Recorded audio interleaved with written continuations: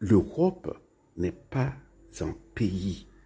Souvent, on parle, par exemple, on parle des tarifs douaniers tout le temps.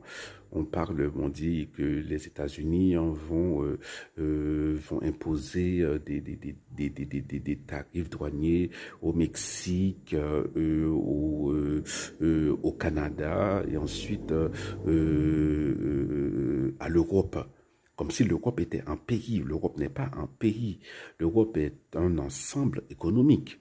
Voilà, c'est un marché, un vaste marché économique de, je sais pas, de 500 millions, 600 millions de personnes.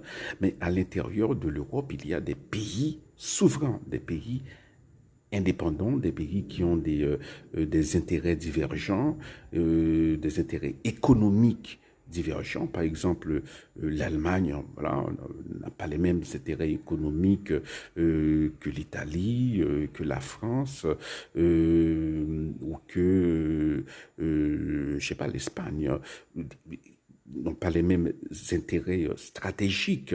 Par exemple, la Pologne, les pays baltes, eh bien, qui ont déjà subi la brutalité soviétique russe, eh bien, c'est normal. Bon, vraiment, ces pays sont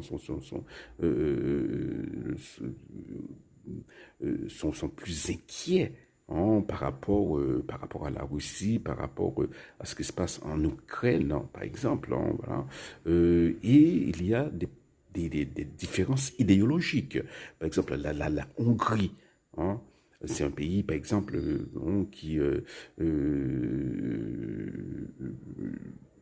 est ultra conservateur, qui, qui a voilà, bon, interdit